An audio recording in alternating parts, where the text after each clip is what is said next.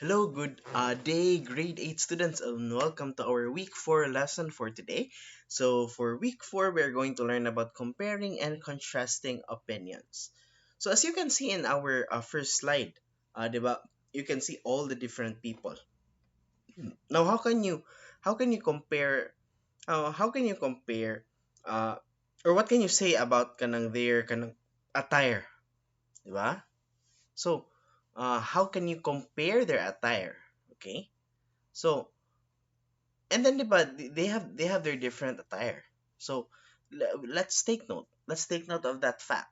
I- Same po na sa ato ah. Each one of us has different opinion. Okay? So, your opinion about this may not be the same as mine. Okay?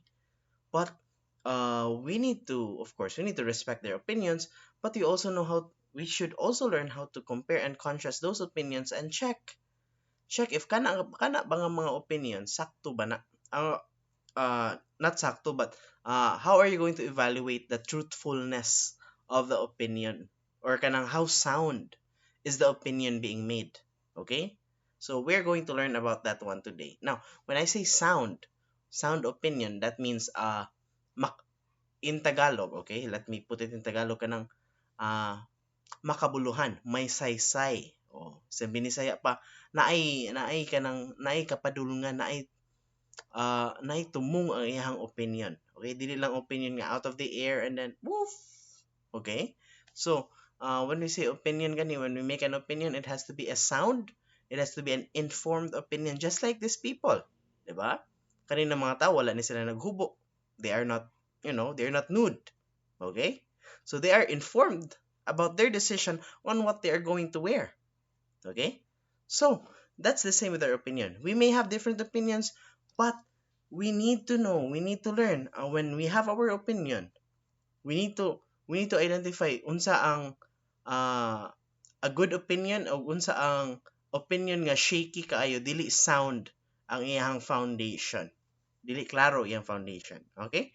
So, let's proceed with our lesson outline. So, we are going to learn about persuasive techniques. Unsa na ini mga persuasive techniques? When we say persuasive techniques, uh, we talked about our opinions. Diba? Our opinions are used for us to be persuaded. Diba? So I wanted to persuade in my opinion, so I will use these techniques. Number two, what to do in reading an opinionated article. So when we read an article on the internet, especially if it's an opinionated article, what are we going to do when we read this? Okay. Next, the grammatical markers in comparing and contrasting. Okay, so our lesson man kay comparing and contrasting opinion man, so we are going to learn these grammatical markers. Okay, so let's start. Now, it is fundamental that you learn to recognize how speakers and writers come up with strategies in sending their intended messages. Kay again, of course, when we say our opinion, we are also wanting to persuade others to believe us. Okay? So basically, ang atong lesson karon, I will teach you how to become more convincing na mangingilad. Joke ra bitaw. But it can be like that because your opinion is going to be inyong gamiton. You're going to use your opinion to persuade someone. Okay? Now, it is fundamental again that you learn how to recognize how speakers and writers come up with strategies in sending their intended messages. Observing details on how they present facts and opinions will be beneficial on your part as you develop your own style in writing and speaking. So there is a style di ay. There is a way on how to present facts and opinion. Okay? So in this lesson, you're expected to compare and contrast opinions with those presented in familiar texts. Okay? Now, learning how to compare and contrast others' ideas can help you be critical and reflective on the kind of information you will feed yourself.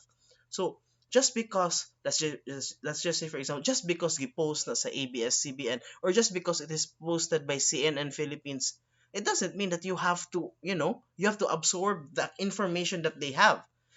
This lesson will teach you how to be critical and reflective on the kind of information that you feed yourself. Okay? So, we need to evaluate first. First na buhaton is we're going to evaluate someone's claims first. And unsa na mga strategies, what strategies they are using in persuading us. So basically, there are three elements or ways na kita ma-persuade. Okay, so we have the ethos, pathos, and logos. When we say ethos, we're talking about the writer's credibility. We'll talk about this in detail later on, ha? Credibility, ethics, morals, and character. When we say pathos, deals with the emotions. When we say logos, it deals with logic or reason. Now let's go first to logos, okay? When you evaluate an appeal to logos, you consider the arguments based on facts, evidence, and reason. So basically, when you say your opinion, gani, when you say your opinion on something, and if you want to appeal on logos, you use statistics, you use research, na amoy basihan sa inyong opinion. Okay? So, uses logic and reason and states claim clearly, klaro ang inyong opinion and gives logical reason. Okay? So, includes their facts, statistics, and research information. That is our logos. Again, logos, facts, evidence, and reason. Now, let's go to the ethos. Okay? Now, sa ethos gani, kids, we evaluate and appeal to ethos. You examine how the writer or speaker is credible, trustworthy, honest, and ethical. So if you're going to appeal to ethos, you're going to appeal to yourself, the speaker. So let's say for example, as a teacher, the best advice that I can give you is blah blah blah blah. So kana akong gisulti sa inyo ha. As naingon ko nga as a teacher, so I am appealing to the ethos nga ako, I am a teacher, I am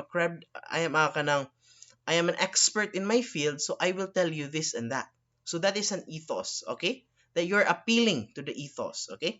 So, unsay characteristics? What are the characteristics of ethos? First, convinces the audience that he or she is credible. Just like what I've said earlier. So, katong nagpaila ko when I stated myself as your teacher. So, I am establishing my credibility. Next, uses correct grammar, okay? Next, sounds as well researched of the subject matter, and then maintains formality. So when you have the ethos, formal siya. Okay? Now, let's go to pathos. Okay? When we say pathos, is making an appeal on emotions. Okay? And this is where most kanang newspapers really appeal into. Okay? Let's say for example, just recently, just let me tell you this. Recently, naay efforts in our House of Representatives about economic charter change. Okay, and it was very clear in the provision of the bill. It's only for economic charter change. That means we will start to allow foreigners to own their businesses. Okay, to own ilag yung maangkon ang mga business kay karon man gyud children, if mo invest ang foreigner dire, they will only get 40% of their company. The 60% goes to a Filipino company. So but when more investors come here and establish their business, okay, managhan atong trabaho. We're gonna have more jobs because there's gonna be more investment. Now, that's the purpose of the bill, to take off that restriction of ownership so that the foreigners can actually own entirely the company, okay, that they will establish here in the Philippines. But then most of the newspaper articles, you know what happened? Most of the newspaper articles keep on talking about kanang hadlok sila ba, there's a term, warmongering, okay? That's a term. Manghadlok bitaw sila. Let's say for example, ana sila nga, uy kana para man sa term extension ni Duterte, ay kana siya, dili man na maayo, ay kana ihatag naman na ato ang mga atong yuta sa China, ay kana makapalit na dayang yuta ang mga foreigner. Bisag wala gani nag-i-appeal sa bill. Okay? That's pathos. And most newspapers right now, ABS, Rappler, CNN, those are talking about pathos. They appeal to the emotions of their readers. Okay? And making people feel that they have a connection with the topic at hand evokes certain emotions, beliefs, and values. Kaya sometimes children, dali kita mailad when we, if magpadala ta sa tong emotions. Okay? So sa pathos gani, we choose our words carefully. Okay? So, let's say para ato sa economic charter change, ang ilang gibutang kay term extension. So ila gyud i-choose kay para makapalagot gyud sa mga tao, di ba? Next, uses figurative language. O kanang kumingon ta nga kanang sasakupin na tayo ng China. O so that is what they call a figurative language. Of course, obviously if you're reading the news, okay? Our number one investor is not the Chinese, but the Japanese. So, it should be nga sasakupin na tayo ng Japan. But it's not happening right now, di ba? So, figurative language, kanang sasakupin tayo ng China. Next, draws emotional responses to the audience such as anger, guilt, pity, and etc. Katubit ang maingon, those with angry about the charter change, that's the effect of the news to them because the news was appealing to pathos to the people who are very angry. Okay? So, that's the importance of what we are talking about today. So, makita ninyo how important the persuasion techniques are in our day-to-day life, especially when you write, especially when you speak. These three we are going to use very carefully. And let's see an example of giunsa ning tulo. Okay? So, let's have an example here. So, we have three statements here. So, one appeals to the ethos, one appeals to the pathos, one appeals to the logos. Okay? Now,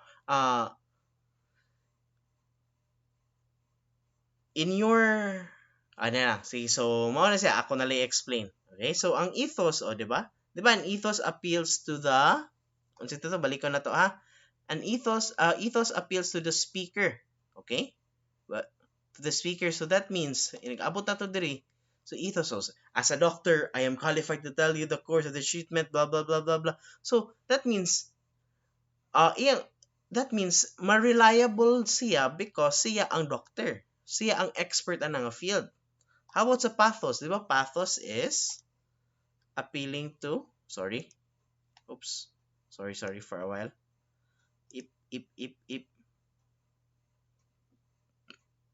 Oh, okay. So nabali din na, nabali na. That's supposed to be, this one is supposed to be logos and this one is supposed to be pathos. Okay? So let's go to the logos first. So review ta sa logos, okay? Review ta sa logos again. Logos is based on facts, evidence, and reason. And the example here, okay? Wait for a while.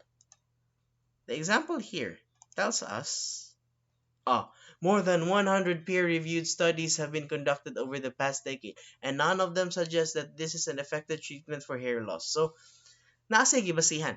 Okay? Naasay evidence. Evidence is there. That's why it's logos. Okay? And then we have pathos here. Okay?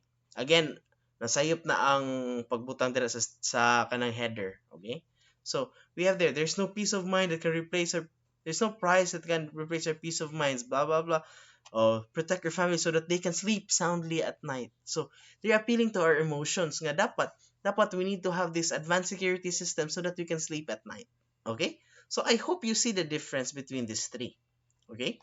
Now, written texts such as persuasive essays, editorial pieces, or opinion columns contain lots of opinion put. Okay?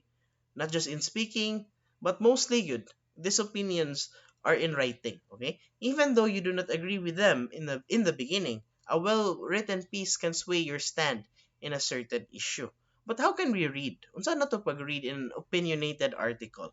Okay? So here is how we can read an opinionated article. So I want you to remember these questions first.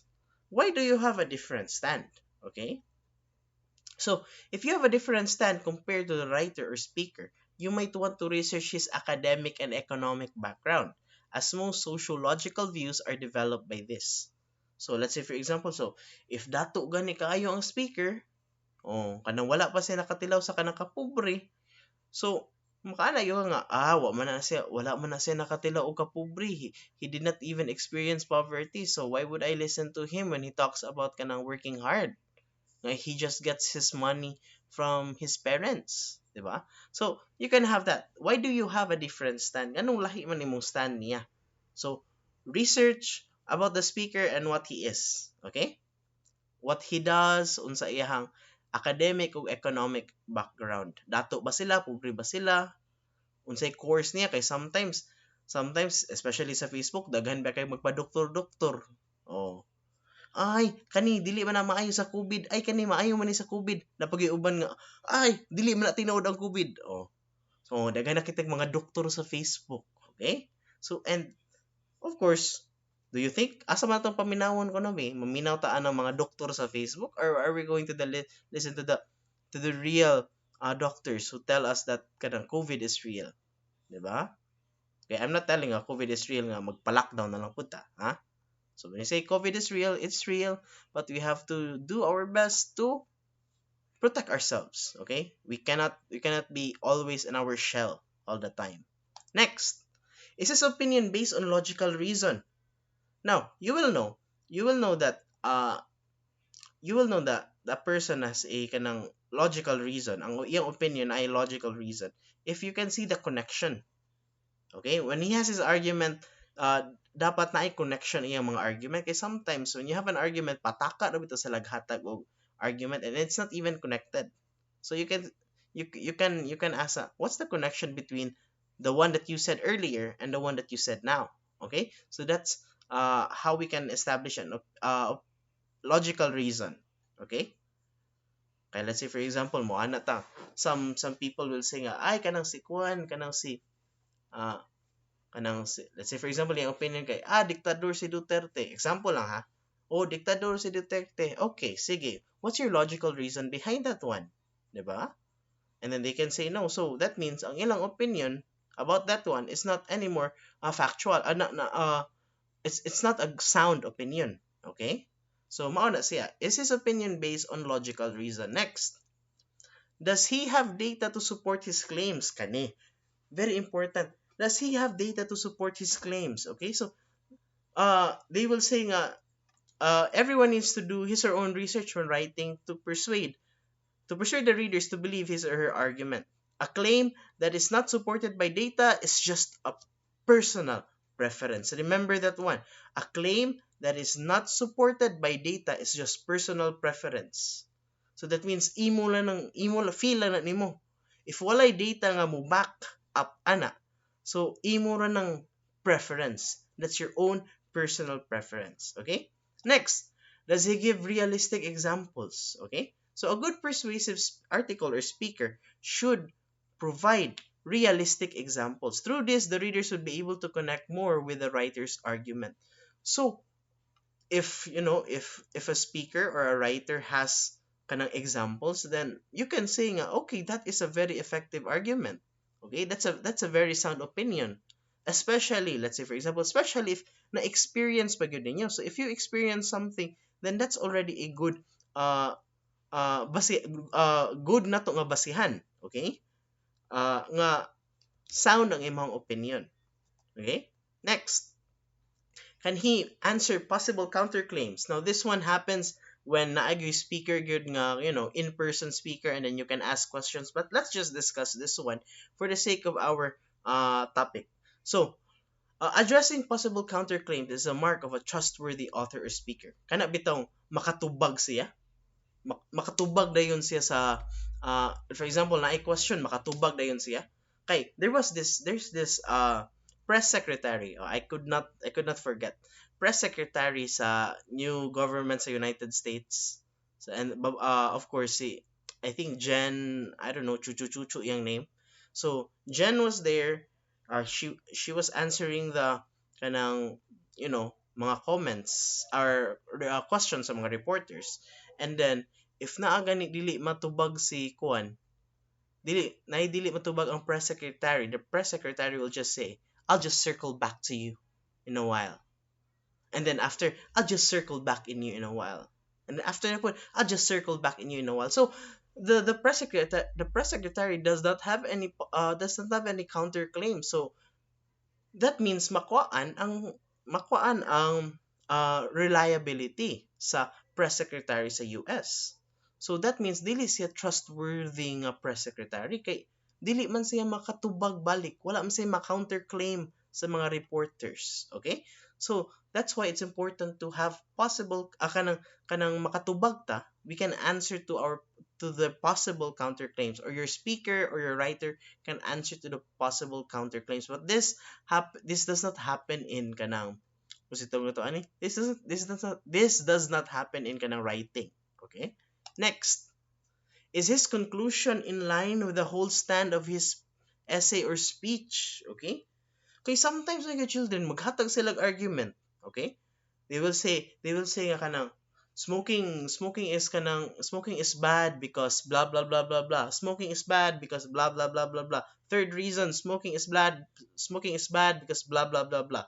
Conclusion, smoking is bad, but it is also good. Huh?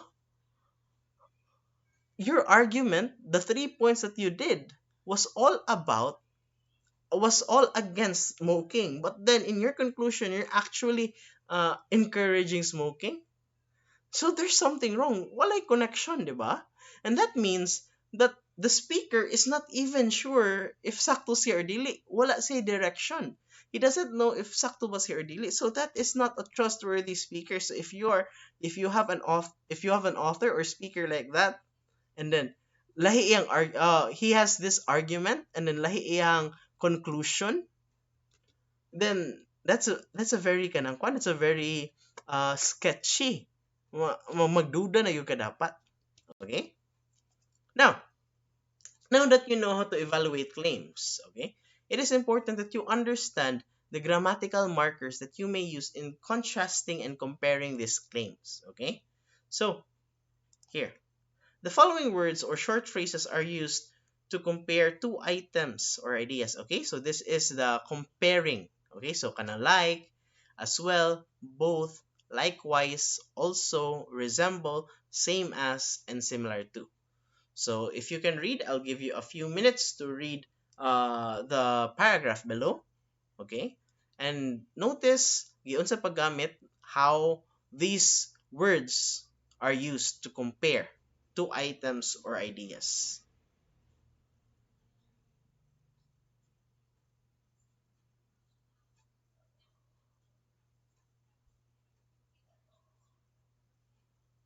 Okay? Are you done? So, nakita ninyo, naagi ma-compare, di ba? So, time like money, and also time is a resource, same as our time is same as our money. So, there is comparing happening. But, look at this one, the contrasting. So, the following words or short phrases are used to contrast two items or ideas. So, mauna ang atong mga contrasting words. Okay? Unlike, in contrast to, on the other hand, as opposed to, different from, however, whereas, on the contrary, although. Okay? And I'll give you a few seconds to read the paragraph below.